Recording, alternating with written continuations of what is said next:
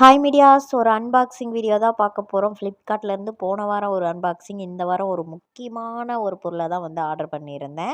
அதுவும் இன்றைக்கி வரும் அப்படின்னா சத்தியமாக நான் நினச்சி கூட பார்க்கலங்க. நான் டெய்லி எடுத்து எடுத்து பார்ப்பேன், எப்படா வரும் எப்படா வரும்னு.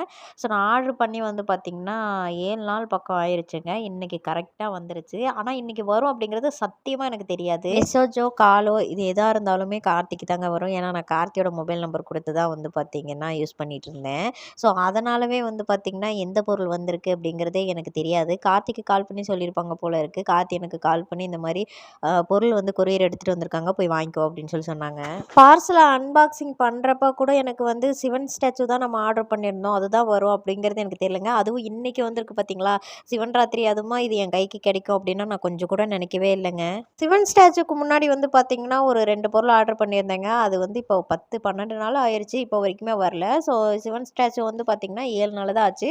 நான் நினச்சேன் ஒன்றும் முன்னாடியே வந்துடும், அப்படி இல்லை அப்படின்னா ரொம்ப லேட்டாகி தான் வரும் அப்படின்னு நினச்சேன். பட் இன்றைக்கி கிடச்சது எனக்கு ரொம்ப சந்தோஷங்க. ஓப்பன் பண்ணதுமே வந்து பார்த்திங்கன்னா பேக்கிங் வந்து சூப்பராக இருந்துச்சு. ஓப்பன் பண்ணதுமே எல்லாமே வந்து தனித்தனியாக நீட்டாக வச்சுருந்தாங்க. கிளாஸ் மட்டும் கொஞ்சம் கிராக்காக இருக்கிற மாதிரி இருக்குது. பட் ரிட்டன் போடணும் அப்படிங்கிறதே எனக்கு வந்து தோணலைங்க. எதுக்கு நம்ம ரிட்டன் போட்டுட்டு இதையவே வந்து பத்திரமா வச்சுக்கலாம் அப்படின்னு சொல்லி தான் தோணுது. ஏன்னா ரிட்டன் போட்டோம் அப்படின்னா அது வரதுக்கு எப்படி ஒரு வாரம் பக்கம் ஆயிரும்.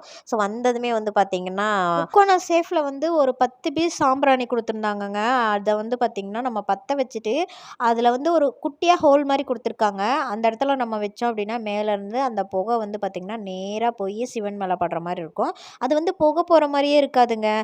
நம்ம நேராக போய் ஒரு பால் அபிஷேகத்தை பார்க்குறோம் அப்படின்னா எப்படி இருக்கும் அந்த மாதிரி இருந்துச்சுங்க. எங்கள் பசங்க 2 பேர்ட்டையுமே கேட்டேன், சூப்பராக இருக்குமா அப்படின்ட்டு. அது அணையிற வரைக்கும் அங்கேயே உட்காந்து வேடிக்கை பார்த்துட்டு இருந்தாங்க. இதோட ப்ரைஸ் வந்து பார்த்திங்கன்னா ரூ. 311 நான் வாங்கியிருந்தேங்க.